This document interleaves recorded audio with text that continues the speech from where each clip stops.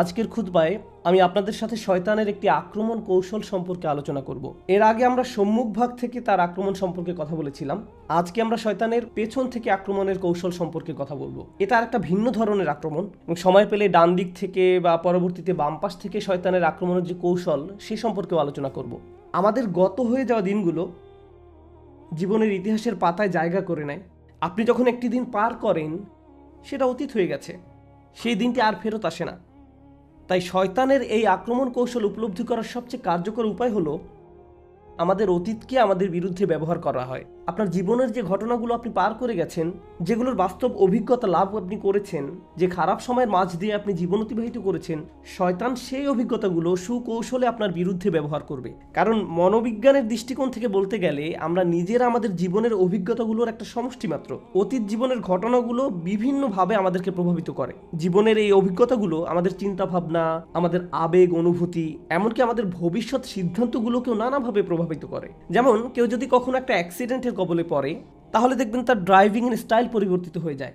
অথবা কেউ যদি তার ভালো কোনো বন্ধুর সাথে বিবাদে জড়িয়ে পড়ে, তার পরবর্তীতে কোনো সম্পর্ক তৈরির ক্ষেত্রে সে অনেক বেশি সাবধান হয়ে যায়।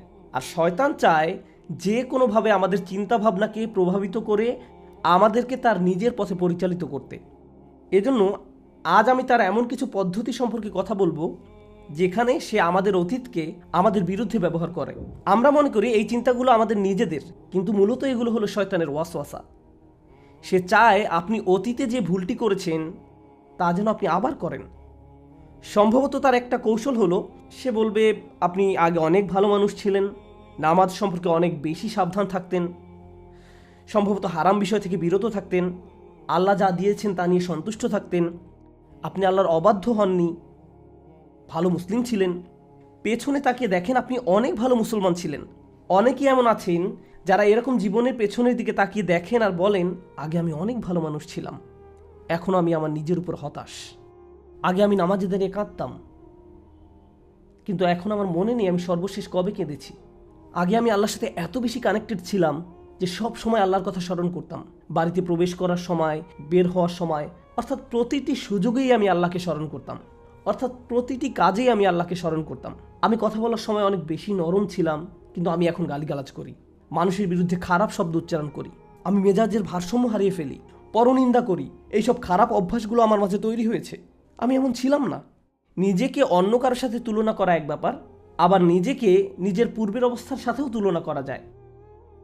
শয়তান তখন আপনার মনে ওয়াসওয়াসা দেয় সেই তুমি অনেক আগেই মরে গেছো, এখনকার তুমি আসল। সে চাইবে আপনি যেন নিজের উপর সম্পূর্ণ হতাশ হয়ে পড়েন। কিন্তু বাস্তবতা হলো আল্লাহ যদি আপনাকে একবার ভালো মুসলিম হিসেবে একটা নির্দিষ্ট পদ্ধতিতে জীবনযাপন করার সামর্থ্য দিয়ে থাকেন, আর তখন আপনি ঠিকই সেটা পারেন, এর মানে হলো আপনি সারা জীবন মুসলিম হিসেবে জীবনযাপন করার সামর্থ্য রাখেন।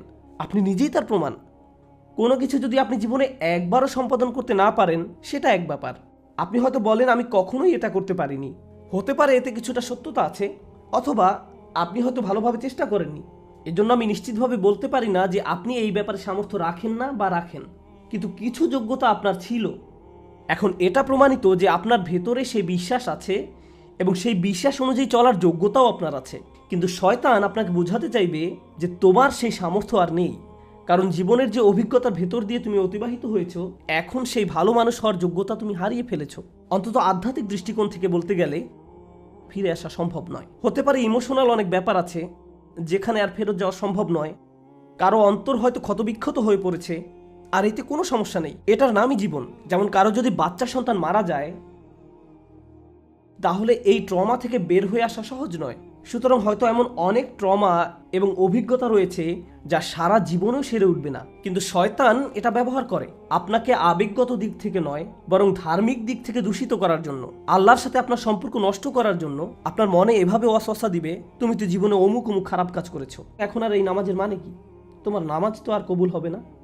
সুতরাং এটা হলো শয়তানের এক ধরনের কৌশল, যার মাধ্যমে সে আমাদেরকে আল্লাহর পথ থেকে দূরে রাখে। আপনার মনে এভাবে ধারণা দেয় যে সেই ভালো দিনগুলো আর কখনোই ফেরত আসবে না।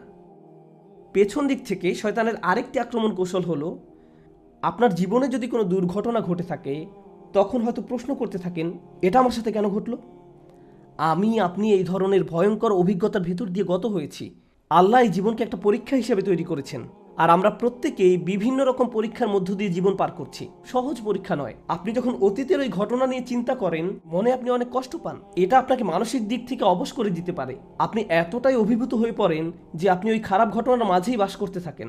শয়তানের একটি লক্ষ্য হলো আপনাকে সর্বদা সেখানেই রাখা, অতীতের মাঝে আপনাকে ডুবিয়ে রাখা। সে চায় আপনি যেন বারবার প্রশ্ন করতে থাকেন, আমার সাথে কেন এমন হলো, আমার সাথে কেন এমন হলো, হয়তো আমি অভিশপ্ত, হয়তো আমার মাঝে ভালো কিছু নেই, হয়তো এই জন্যই আল্লাহ আমার উপর রাগান্বিত, এর জন্যই তিনি আমার সাথে এমনটি ঘটতে দিয়েছেন। তো আপনি এরকমভাবে দুঃখ সহ ওই ঘটনার মাঝেই বসবাস করতে থাকেন এবং যেখান থেকে আল্লাহ আপনাকে বের করে এনেছেন। কিন্তু শয়তান আপনাকে সেখান থেকে বের হতে দিতে চায় না। সে চায় আপনি যেন সেই হতাশার মাঝেই ডুবে থাকেন, কারণ সে চায় আপনি যেন তার মতো আল্লাহর ব্যাপারে হতাশ হয়ে পড়েন, অথবা সে আশাহীন, তার পক্ষে আর ফিরে আসা সম্ভব নয়, বা আল্লাহ এমনকি তাকে ঘৃণা করেন। তাই আমরা যদি অতীতের কোনো দুর্ঘটনা নিয়ে সব সময় চিন্তা করতে থাকি, তাহলে হয়তো শুধু মানুষের প্রতি নয়, এমনকি আল্লাহর প্রতিও আমরা অসন্তুষ্ট হয়ে পড়তে পারি। কেন তিনি আমার সাথে এমন করলেন, আমার সাথে তো এমনটা ঘটার কথা ছিল না। আপনি যদি নবী রাসূলদের দুঃখ কষ্টের দিকে তাকান, তাহলে একটা বিষয়ের মূল্য বুঝতে পারবেন। আল্লাহ কোরআনে যেসব নবীদের কথা বলেছেন, তারা প্রচুর দুঃখ কষ্টের মাঝে জীবন পার করেছেন। এমনকি নবী হওয়ার পূর্বেও তাদের জীবন কঠিন, সমস্যাপূর্ণ ছিল। আমাদের রসুল সাল্লাল্লাহু আলাইহি সাল্লামের জীবনের দিকে লক্ষ্য করুন। তিনি শিশুবেলায় পিতামাতাকে হারিয়েছেন। এরপর বিভিন্ন জনের অভিভাবক করতে তিনি বেশ কয়েকবার বদলি হয়েছেন। প্রতিবার যখন কেউ তার দায়িত্ব গ্রহণ করত, কিছুদিন পর তার মৃত্যু ঘটত। তারপর তাকে অন্য কারো অভিভাবকত্ব গ্রহণ করতে হতো। একটা শিশুর জন্য ব্যাপারটা কতটা বেদনাদায়ক ছিল। আবার একজন পিতার জন্য সন্তান হারানোর বেদনা কতটা কষ্টের। আমাদের রসুল সাল্লাল্লাহু আলাইহি সাল্লাম সন্তান হারানোর কষ্টও অনুভব করেছেন। তাই এমন চিন্তা যদি আমাদের কারো মাথায় আসে যে আমার সাথে কেন এমন হলো, অথবা আমার ছেলেকে কেন এভাবে মরতে হলো, প্রতিবার যখন অন্য কারো সন্তানকে সুস্থ সবল অবস্থায় দৌড়াদৌড়ি করতে দেখেন, সাথে সাথে নিজের হারানো সন্তানের কথা মনে পড়ে যায়। জীবনে যদি এই ধরনের কষ্টদায়ক অভিজ্ঞতাসমূহ পার করে থাকেন, তাহলে মনে রাখুন এমন কষ্টকর অভিজ্ঞতা এমনকি আল্লাহ নবী রাসূলদেরকেও পেতে হয়েছিল। কষ্টকর অভিজ্ঞতাগুলো প্রমাণ করে না যে আমাদের উপর আল্লাহর অভিসম্পাত রয়েছে।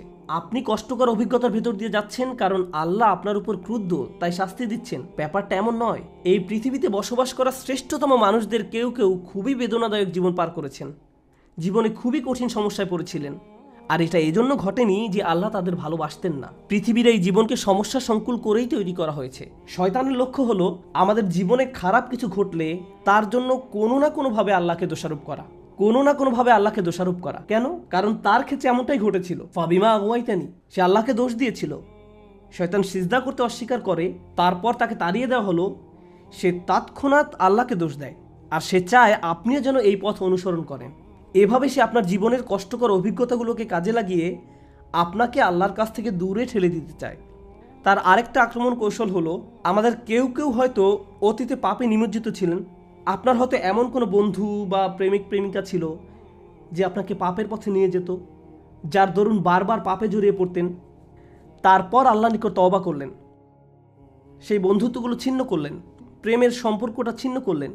তাদের পাপের জন্য তারা দায়ী এবং আল্লাহ তার বিচার করবেন। কিন্তু আপনার কাজের জন্য আপনি দায়ী হবেন, এবং এজন্যই আপনি সিদ্ধান্ত নিলেন আমার সেই বন্ধুরা অতটা খারাপ নয়, কিন্তু আমি জানি আমি যদি তাদের সাথে থাকি বা তাদের আশেপাশে থাকি, তাহলে আমি খারাপ কাজে জড়িয়ে পড়তে পারি। আপনি আপনার নিজের জীবনের দিকে তাকালে বুঝতে পারবেন এই মানুষগুলো কারা। আগে আপনার জীবনে হয়তো এমন মানুষ ছিল যারা আপনাকে পাপের পথে টেনে নিয়ে যেত, বুঝে হোক অথবা না বুঝে হোক। এমনকি হয়তো এটা তাদের দোষ নয়, এটা আপনার নিজের দুর্বলতা। আপনি ব্যাপারটা শনাক্ত করতে পারলেন। আমি যতবারই তাদের নিকট গিয়েছি ততবারই কোনো না কোনো পাপে জড়িয়েছি। এভাবে আর চলতে পারে না। এই জন্য নয় যে আমি তাদের ঘৃণা করি বা তাদের চেয়ে আমি উত্তম বা আমি তাদের কষ্ট দিতে চাই, এই জন্য নয়। বরং এর মূল কারণ হলো আমি নিজেকে রক্ষা করতে চাই, আমি এর থেকে নিজেকে বের করে নিতে চাই।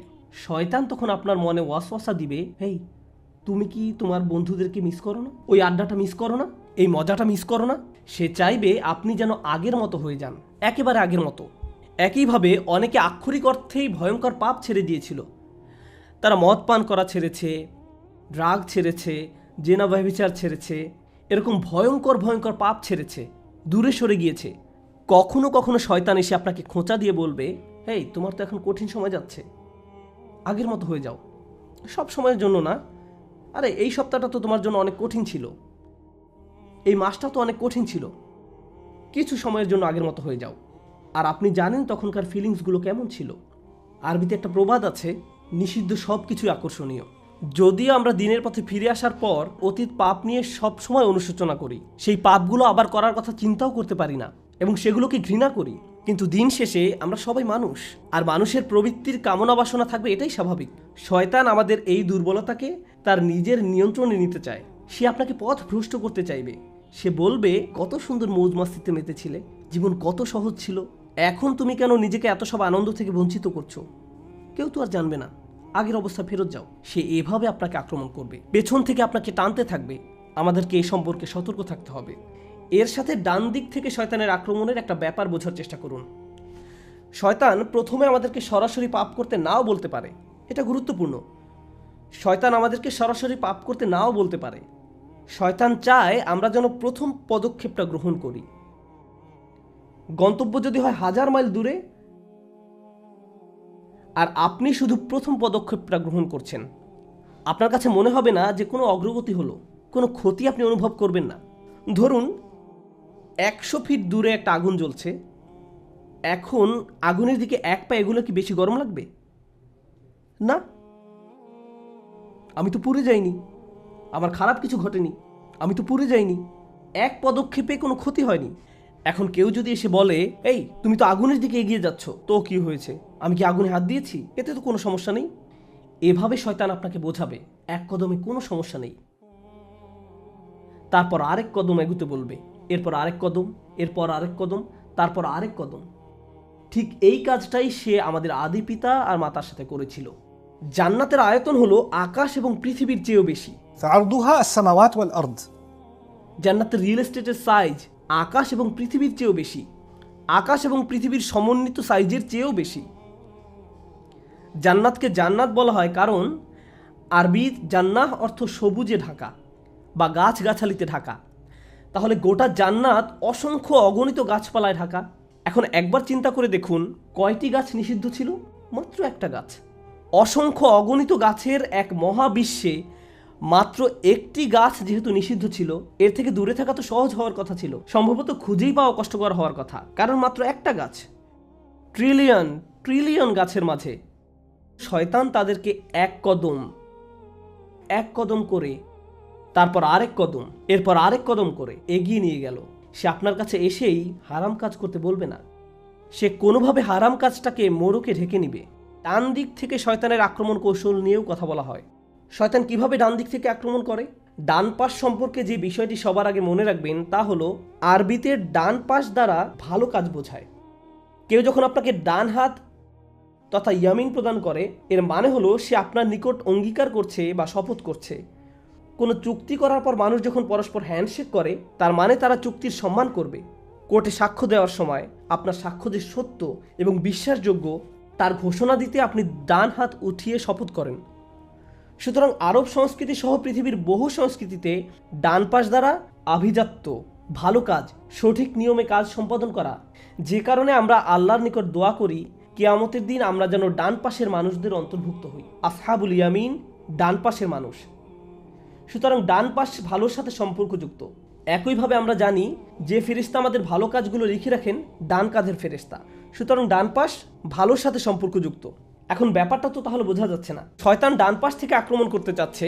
আপনি ভেবেছিলেন শয়তান খারাপ কাজের মাধ্যমে আক্রমণ করে, আল্লাহ তাআলা আমাদের বলছেন শয়তান ভালো কাজের দিক থেকেও আক্রমণ করে। এর মানে কি? সে বহু উপায়ে ডান পাশ থেকে আক্রমণ করে। আজকে আমি শুধু একটা উপায় নিয়ে আলোচনা করব ইনশাআল্লাহ, আজ আর বেশি করব না, কারণ আমি চাই আলোচনার কিছু কিছু ব্যাপার যেন আপনাদের মাথায় থাকে। আমি আপনাদের অনেক তথ্য দিতে পারি, কিন্তু আমি চাই সপ্তাহ জুড়ে ব্যাপারগুলো নিয়ে নিজে নিজে চিন্তা করুন। আমরা আশা করি এই খুতবা সিরিজে আমরা যখন সূরা আরাফের আয়াতগুলো নিয়ে আলোচনা চালিয়ে যাব, আমরা সচেতনভাবে এই বিষয়গুলো নিয়ে চিন্তা ভাবনা করব এবং উপলব্ধি করার চেষ্টা করব যে আমার জীবনে এগুলোর অর্থ কী। এভাবে চিন্তা করতে পারেন, আচ্ছা শয়তান এভাবে আক্রমণ করে, তাহলে আমার জীবনে সে এটা কিভাবে করে? আল্লাহ আমাদেরকে তার কুমন্ত্রণা সম্পর্কে কোরআনের অমুক জায়গায় বলেছেন, আমার ক্ষেত্রে এটা কিভাবে ঘটে?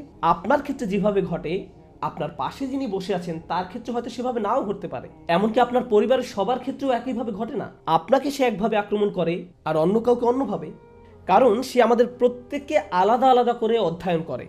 তো ডান পাশের একটা বিষয়ে আজ হাইলাইট করতে চাই ইনশাআল্লাহ। আল্লাহ বলেন শয়তান তাদের কাছে তাদের কাজগুলোকে চাকচিক্যময় করে তোলে। ডান পাশ থেকে আক্রমণের এটা অন্যতম ভয়ঙ্কর একটা দিক। আমরা এখানে আসছি সালাত আদায় করার জন্য, এটা একটা ভালো কাজ। মানুষ হজ পালন করতে যায়, এটাও একটা ভালো কাজ। রোজা রাখা ভালো কাজ, এগুলো ভালো কাজ।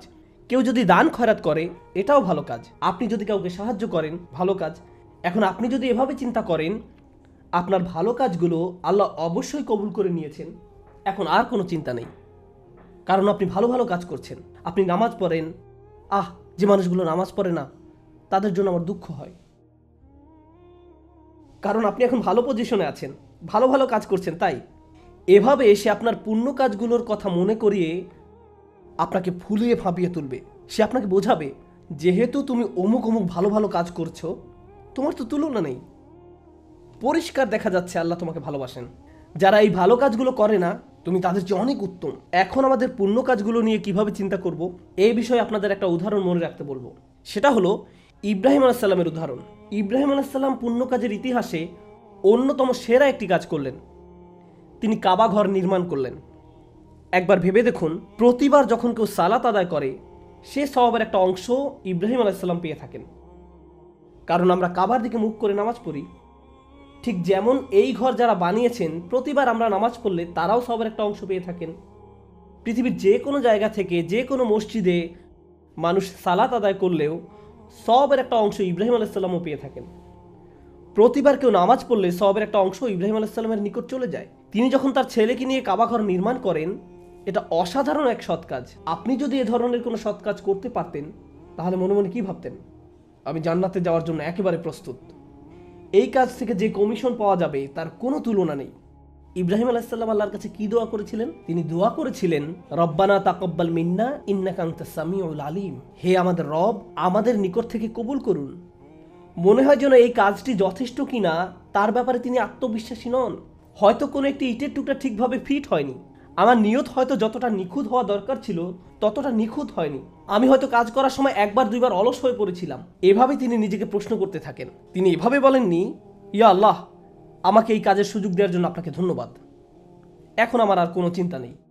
এমন কিছু তার জন্য ছিল না। তিনি ভালো কাজ করার পর অলস হয়ে পড়েননি, তিনি উদ্বিগ্ন ছিলেন এবং আল্লাহর কাছে ভিক্ষা করেছেন, দয়া করে আমাদের কাছ থেকে গ্রহণ করুন। যখন আমি আর আপনি জুমার সালাত আদায় করি, সালাত শেষে আমরা কতটুকু নিশ্চিন্ত থাকতে পারি যে ফেরেশতারা এই সালাতকে নিখুঁত একটি সৎ কাজ হিসেবে আমাদের আমলনামায় লিখেছেন? নাকি আমাদের মন নামাজের সময় অন্য কোথাও হারিয়ে গিয়েছিল? নাকি নামাজ পড়ার সময় আমরা আরো 20-22 রকমের জিনিস নিয়ে চিন্তা করেছিলাম? সালাত আদায় করার সময় আমরা যে আরো কত কি করি, আমাদের নামাজ কতটা ত্রুটিপূর্ণ। এখন আমি আপনি যদি এভাবে চিন্তা করি, ভাই আজকে আমি জুমা পড়তে গিয়েছিলাম, আমি এমনকি আজানের আগেই মসজিদে গিয়ে হাজির হয়েছি, কি মনে হয় আপনার কাছে? আমার তো মনে হয় আমার জান্নাতের ভিআইপি টিকিট পাওয়া উচিত। সিরিয়াসলি, একেবারে কাজের কাজ করে ফেলেছি। আমাদের মনোভাব এমন হতে পারবে না। রোজা বা হজ পালন করার পরেও এই ধরনের মনোভাব থাকতে পারবে না। অন্য ইবাদত বা অন্য যে কোনো ভালো কাজের ক্ষেত্রেও এটা সঠিক মনোভাব নয়। নিজের ভালো ভালো কাজগুলোর কথা বারবার স্মরণ করা যাবে না, বরং আল্লাহর কাছে করজোরে মিনতি করুন, তিনি যেন আমাদের পুণ্য কাজগুলোকে কবুল করে নেন। শয়তান আমাদের পেছন দিক থেকে যেসব আক্রমণ করে, আল্লাহ যেন আমাদেরকে সেগুলো থেকে রক্ষা করেন, এবং ডান দিক থেকে শয়তানের যেসব আক্রমণ আসে, আল্লাহ যেন আমাদেরকে সেসব আক্রমণ থেকেও রক্ষা করেন। বারাকাল্লাহু লি ওয়া লাকুম। আসসালামু আলাইকুম ওয়া রাহমাতুল্লাহ।